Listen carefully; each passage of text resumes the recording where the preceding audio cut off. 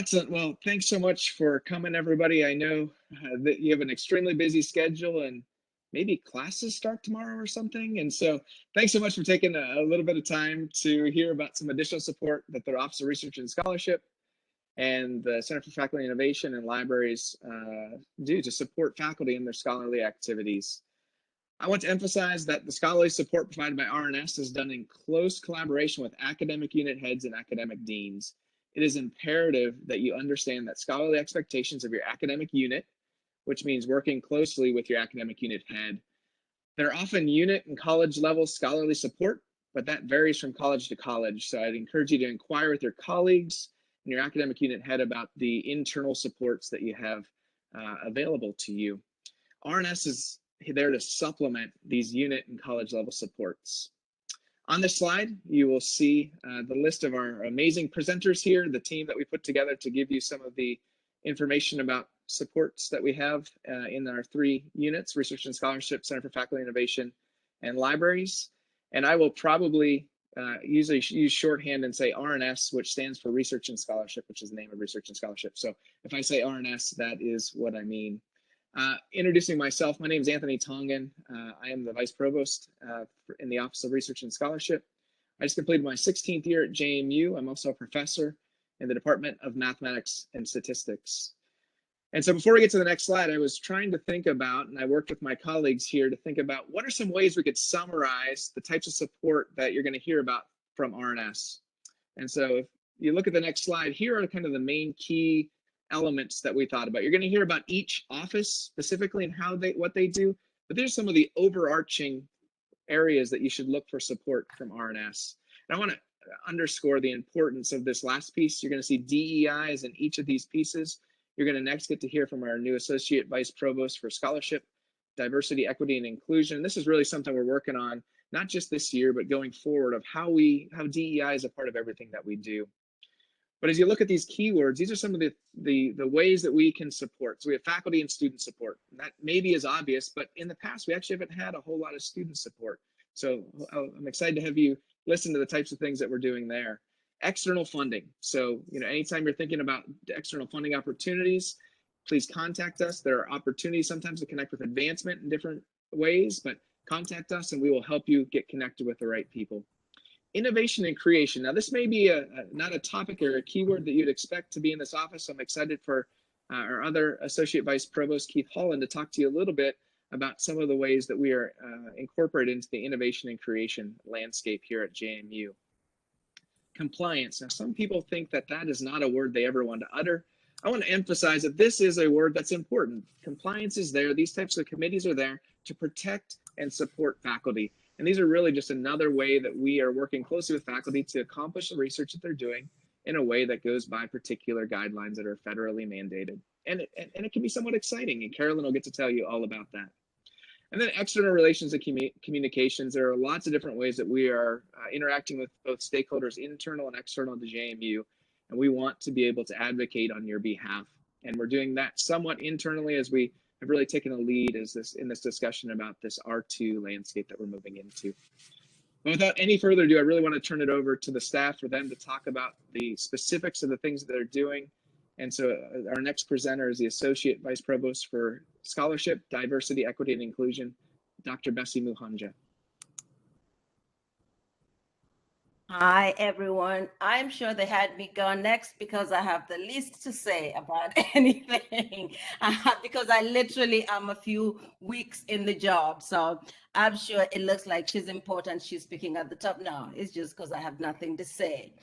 But seriously, on a more serious level, I think the way they structured this presentation was to sort of really underscore the significance of DEI. So to sort of send the message that there is nothing we're going to do in research and scholarship within the office and across the university that does not actively and intentionally address issues of DEI. So my role has 2 segments to it. So there's the scholarship and then there's the DEI. The scholarship bit I share with Anthony and and Keith and I kind of bring in the humanities, social sciences, and arts side, because I am working with two scientists and mathematicians. So that's that. But today I'm only here to speak about DEI because the other parts of my job, there are other experts in the room to talk about. So diversity, equity, and inclusion in RNS is a new position. It was set up by academic affairs in line with the big academic affairs strategic plan and also the anti-racist, anti-discrimination strategy that we now have as a part of everything we do in academic affairs. And I'm glad to be the one representing this in scholarship. We do not have much to share now because it is a very deliberate process we're engaging in right now, which is going to include a whole lot of due diligence. So right now what we have happening is all our departments across the board doing a deep dive self-audit on how responsive the units are to DEI issues, because it will be easy for us to jump at programs and send everybody things to say, this is what we're doing, but based on what? So what we're doing now is really just taking very deliberate steps to audit ourselves, all our departments, and it's happening at the departmental level. All the department heads are leading this. Once we know that, then we can start putting together ideas that can change systems, because we've talked amongst ourselves and we're clear that programming and programs, like I've said before in other spaces, don't change systems. If we want systemic change, we're talking about changing processes, changing practices, changing practices in terms of hiring, in terms of the communities we serve, in terms of our policies. So that's what we're working on right now. So I'd like to say that while I would like to report something amazing that we've already done in DEI, I don't have that to report. What I do welcome are your thoughts on how we can work together, how we can responsively support your research as individuals, as departments, as colleges. How can we support that work in the units? But right now, it would be premature for me to attempt to report anything ahead of time. I also, in the scholarship area, oversee the student research division, which we're just now getting started and which we're really excited about. We have moved the fellowships and awards program out of honors college because we think it should be accessible to everybody. It always was, but students did not understand that. So we moved that into research and scholarship, and we've hired a new director, coordinator for student research. So this is the new area we're hoping to totally expand. I'm honored to be asked to lead it, but I will let the experts in the area who are in the room, Meredith and Dana, talk on that. Right now, as AVP for Scholarship, Diversity, Equity, and Inclusion, I say, give me time to learn the landscape before I can come back and speak as an expert on the job. Thank you.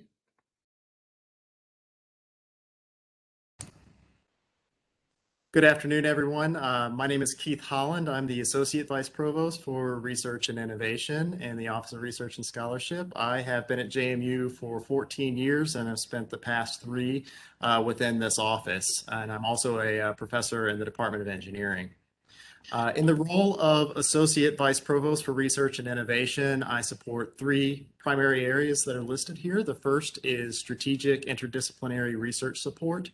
As Dr. Tongan noted prior, colleges and academic units are the primary support mechanisms for individual faculty and disciplinary research. And the Office of Research and Scholarship is working to identify, convene, and coordinate interdisciplinary groups across units, colleges, and divisions to pursue focused efforts in response to a need or calls for proposals. Often, these opportunities are related to regional initiatives, industry collaboration opportunities, and or Commonwealth of Virginia priorities, some of which currently include innovation and entrepreneurship, economic development, cybersecurity, data analytics, and biotechnology. But of course, there are many opportunities for folks both within and outside of the sciences to connect to these initiatives. On a related note, the Office of Research and Scholarship supports both faculty and student innovators. And as will be described further, this office is responsible for intellectual property protection and the advancement to use of faculty, staff, and student research. We provide patent and licensing assistance for innovation developed by JMU faculty and staff.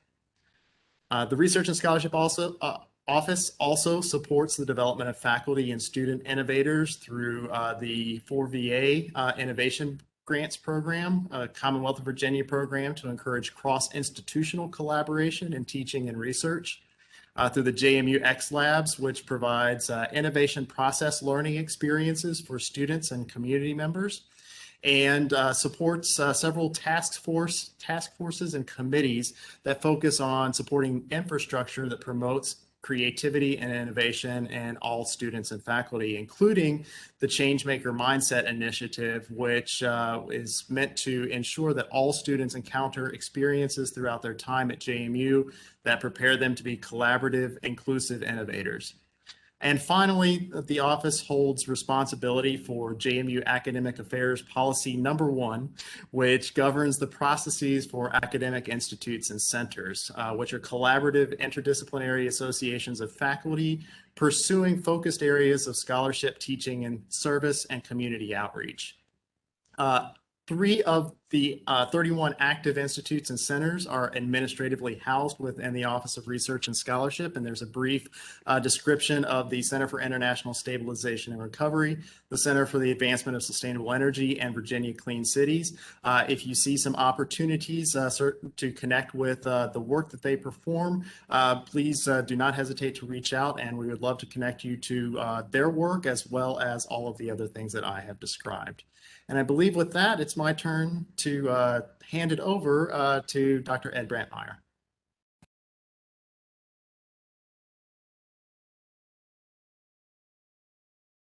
Thank you, Keith. That was really excellent. Welcome, everybody. It's my privilege to have this conversation with you. I'm Ed Brantmeyer. I'm one of the assistant directors in the Center for Faculty Innovation. I oversee the scholarship area.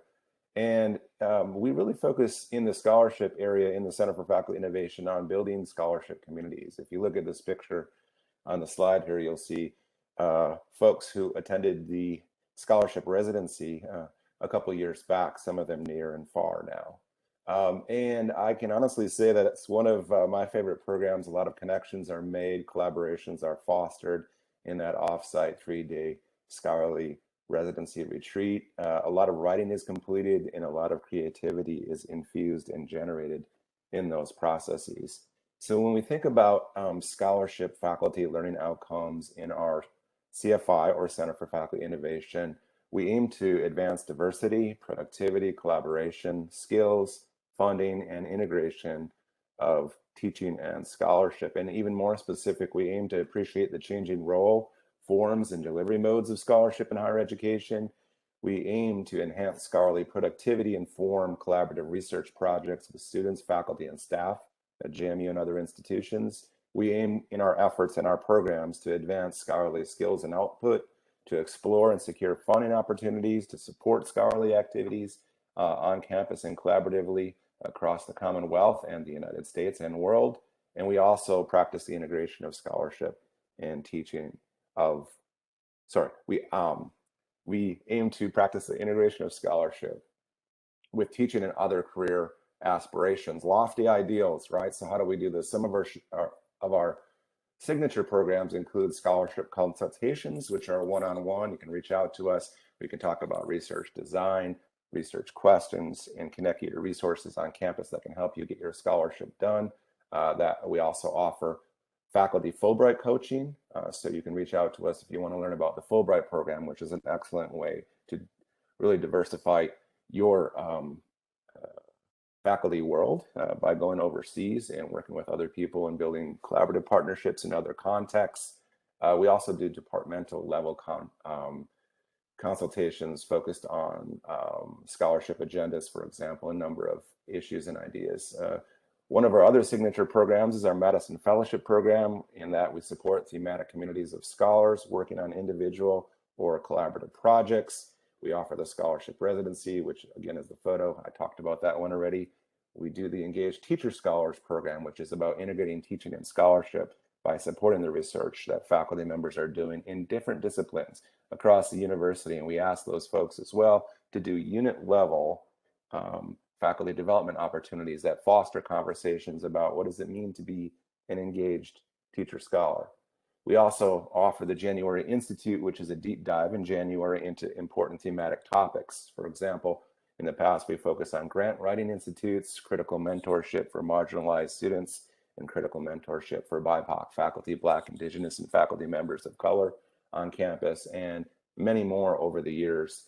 And finally, in terms of signature programs, we offer academic yearly programs. Those are, we call them one-off programs like workshops or roundtables on important topics that are important to faculty members. So in short, in the CFI, the Center for Faculty Innovation, the scholarship area, we aim to advance diversity, productivity, collaboration, skills, funding, and integration of teaching and scholarship. And please reach out to me. I'd be happy to talk with you about all the programs that we offer or have offered or plan to offer. Or if you want to co-develop one, please reach out as well, because we're very collaborative in our approach to offering faculty scholarship programming.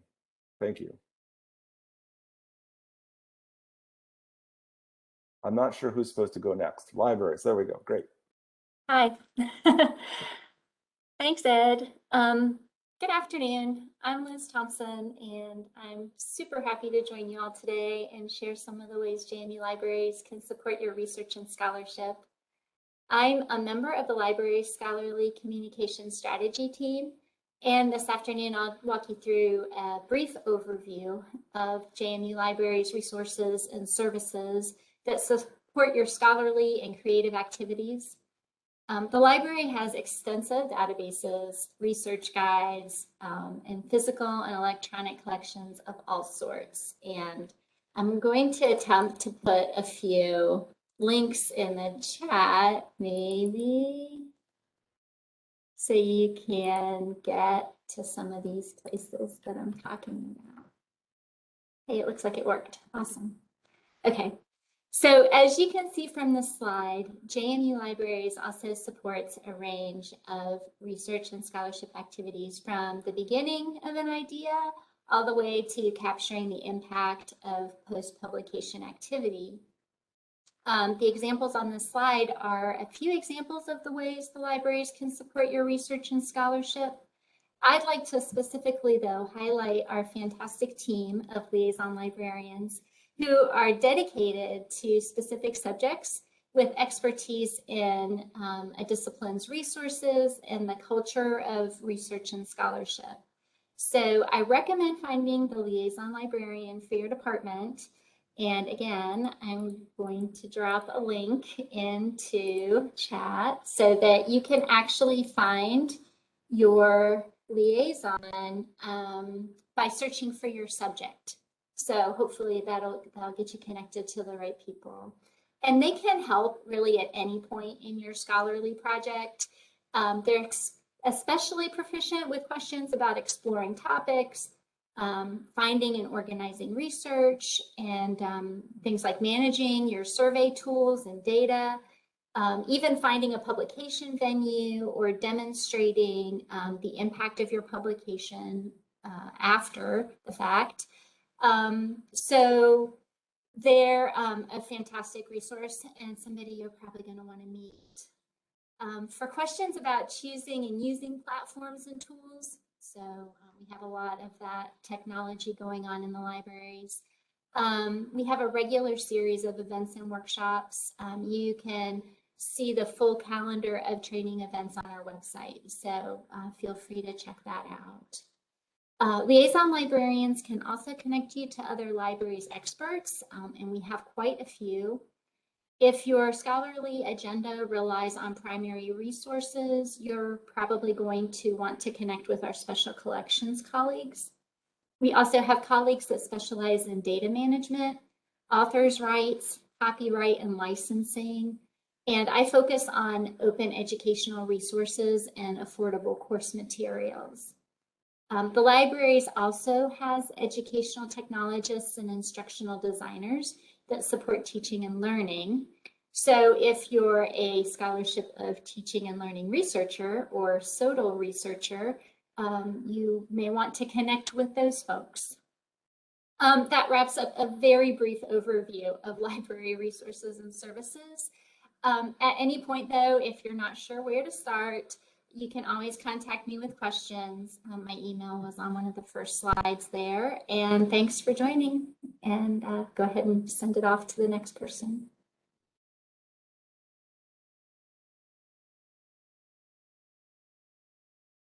Greetings, I'm Tamara Hatch. I'm the Director of the Office of Sponsored Programs here at JMU, and you will find that the Office of Sponsored Programs is here to help you on a very personal basis to find, apply for, and manage any external funding that could help augment your research or scholarship. So I just wanted to say a few brief comments about the services that we offer. We have a very small team of 7 folks who will help you cradle to grave through applying for any external funding. And as a reminder, if you're going to apply for external funding through the university, you do need to work with our central office. We will help you develop budgets, complete forms, submit applications through a variety of portals. And what we do, we can also help you find suitable funding that intersects with your interests. And if you want to look at our Office of Sponsored Programs website, which I put in the chat, you'll be able to find external funding resources. We have a database called SPIN, and that is a free service available to anyone with a JMU email address. And if you want to sign up for a profile, I will review that right away and approve your use of it. We can also help you refine those searches on a time as we can. Our primary focus, though, is to help you develop the budgets. The budgets are probably one of those things that you don't think about doing very often or want to procrastinate and put off. But we're here as your expert resources to make sure that your budgets are costed correctly and that they comply with the sponsors' various requirements. We also, once you get your funding in-house and you're managing your grant, we monitor your expenditures with you. We advise you on how to make various transactions and expenditures related to your sponsored program. We also are your liaison with the sponsors, and we do all of the official correspondence on your behalf. This, again, is a service to you and protects you from risk. We also help you to report your financial activity on all of these grants and close them out in a timely way in accordance with all regulations. So as one important do reminder and one important don't reminder, please do be in contact with the Sponsored Programs Office whenever you think you may be ready to apply for external funding. We want to be a resource for you, not an obstacle. So please be in contact. Send me an email or give me a phone call. I'm very happy to work with you directly. Also, as a don't, please don't apply for funding for your projects on behalf of the university. So do not sign anything on behalf of the university as an application or accepting funding. That's what my office is for. And again, that provides you that layer of assistance and support. That you're not in this alone. We want to hear from you, and to borrow the tagline from the National Science Foundation, please be in touch early and often. We look forward to assisting you. And with that, I'll hand it over to Carolyn, I believe. Thanks, Tamara. I will just start out by saying I can't say enough about my colleagues who have spoken before me. I know for me personally, I rely heavily on these other units within research and scholarship, and it makes life a lot easier. So I'm super excited that we're now in a centralized location where, as a researcher, if you are to come over and work with us, hopefully it's a lot easier for your life as well. So I am Carolyn Strong, Director of Research Integrity, and as it seems obvious, we are here to monitor regulatory changes, stay on top of best practices. We try and take that burden off of our researchers so that you can focus on your research and we can handle the back end for you. We have a lot of things we try and mandate, but it's only, again, to help keep our programs operating on your behalf. We also oversee a lot of the policy implementation. So I will say this is something new that's come into our office, and it's all policies for research and scholarship. So as you're working with these individual areas, if you find something confusing or maybe that's not clear on how you are expected to move through the process, please feel free to reach out. This is something new we're trying over the last year, and giving attention to the policies, making sure there's processes that support them and that are clear and beneficial to the users of those. Some of the programs that we do oversee in research integrity are the Institutional Review Board for Human Subjects Research. And with that, that's usually the heaviest flow with student interaction that we see with folks. And I just want to encourage you to reach out if you have issues, questions. We are happy to come and speak with your students and help them through the process. We maintain that even with this pandemic ahead of us. We had after hours. Thankfully, virtual platforms help with that. So we're happy to have interactions directly with you, with your departments, to answer questions, with your students to help them through processes. We also oversee the administrative piece of the Institutional Animal Care and Use Committee, so animal research on campus, Institutional Biosafety Committee on campus, Research Ethics and Financial Conflict of Interest. So if you are going through sponsored programs, you will need to file a disclosure potentially, and that form will come through us, and you'll see that we work hand in hand with Tamara and her crew. It's a great office. We are also working with export controls as related to research on campus. We've recently collaborated with risk management to help with the lab safety on campus, and in addition to that, radiation safety on campus. So we kind of have our hands in a lot of pieces. The biggest takeaway I try and encourage faculty and researchers and students especially is reach out to us. I know compliance seems intimidating, and Anthony and I joke about it a lot. When you say the word, you tend to get looks. But we are very open in this office. We're very open to hearing that you can't maintain compliance because of a certain issue, and we're happy to sit down with you and have those conversations to see how we can be best of service to get you where you need to be. So I just shout out, reach out to us, and we're happy to help however we can. And with that, I think I turn it back to Keith. Thank you, Carolyn. Due to a conflict today, Mrs. Mary Lou Bourne, the Director of the Office of Technology Innovation and Economic Development, is unable to be here right now. So I have the pleasure of providing a brief overview of the support provided for scholarly innovations. The mission of this unit is, or this office is to develop and promote university innovations towards impactful deployment. The office provides education to faculty and students about intellectual property protections and processes. I should note that Mary Lou works closely with grant applicants and the Office of Sponsored Programs to ensure that intellectual property rights are understood and protected for any applications or contracts received. We also provide guidance and perform prior art searches as well as competitive advantage analyses. The office also supports the process of patent application filing and connects innovators to businesses, potential investors, and other resources to grow opportunities for their innovations. That's a very brief overview. There's a lot that is wrapped up into the processes for intellectual property protection, as well as translating innovations into use. So I encourage you to reach out to our office and to Mary Lou for questions that you have. And I just want to leave you with the recommendation that it's best to understand your rights and responsibilities as an innovator prior to entering into any agreements or contracts. And we're here to support you in that. And we welcome you to contact the office early when there is potential for intellectual property to be developed or innovation creation. So as soon as you recognize that potential, we want to be here to support you. And I'm not sure who I'm handing it over to next.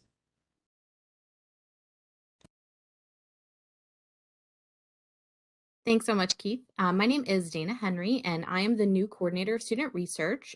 This is a new position developed in 2021. So I'm really excited to tell you about the work that's going to be happening with our new division. So the division, this is not the name for the division. We're still working on naming the division, but it's our student-facing support services that are in research and scholarship. I'm talking on behalf of also Dr. Meredith Malburn Wade. This is prime student Fulbright season, and so she is very busy supporting all of our student applicants to the Student Fulbright program. And I'm also a faculty member in the Department of Health Sciences and the College of Health and Behavioral Studies. So the new division is comprised of both Student Fellowships Advising, which is Dr. Malburn Wade's division. She's the director of this, and Student Fellowships Advising services both undergraduate and graduate students as well as alumni. So keep that in mind for any students that have graduated recently.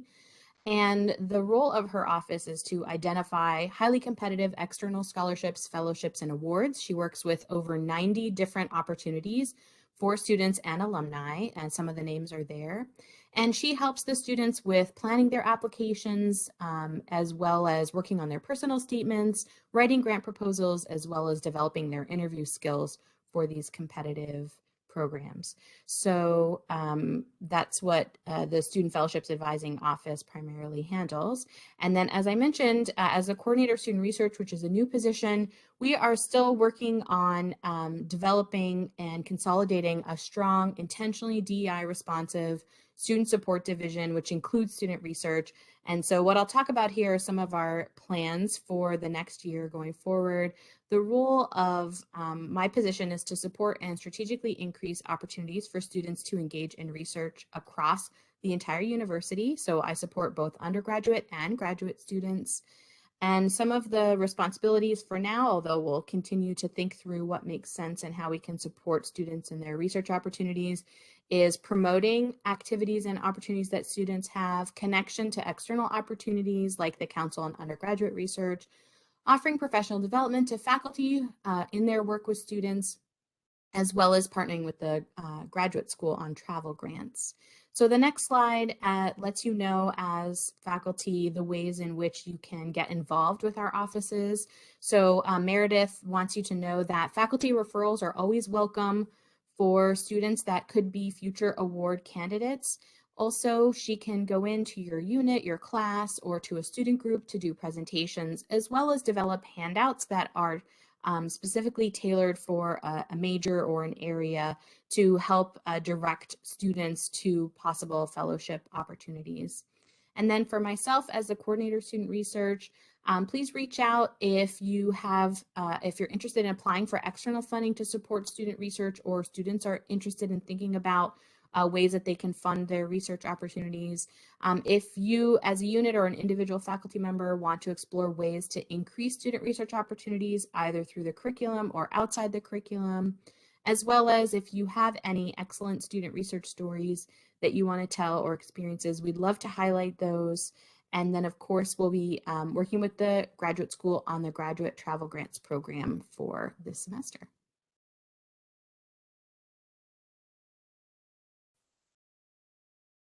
All right, thanks so much, Dana.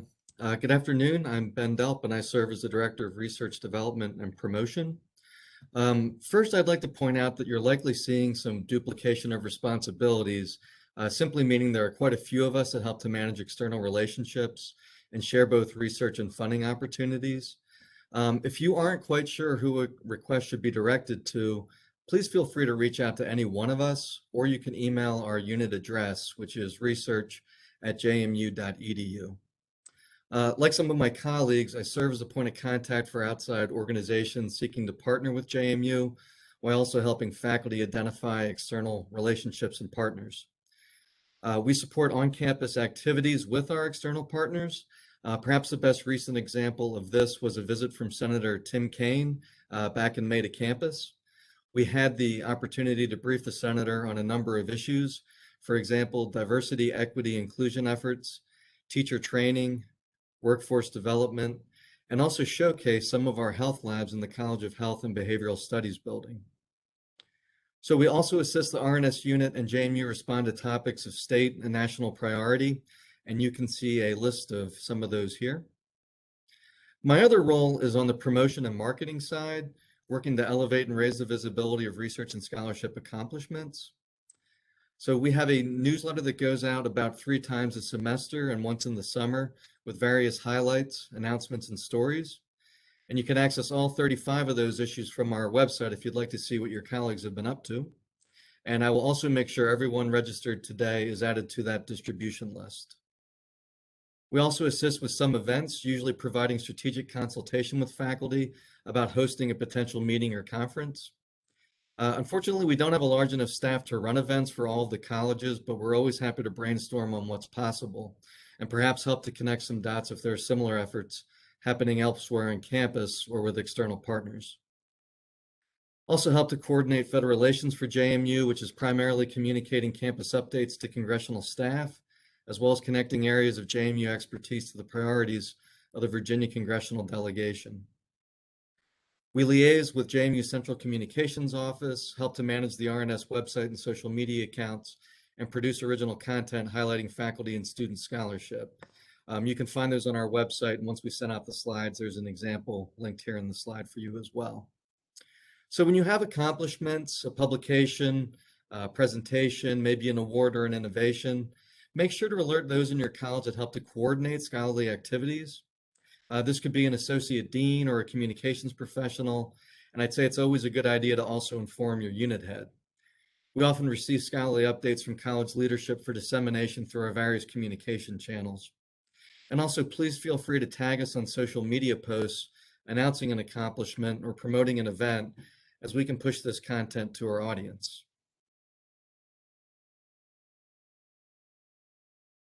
So we'll take questions in just a second here, but first, would like to thank you all again for joining us for this session.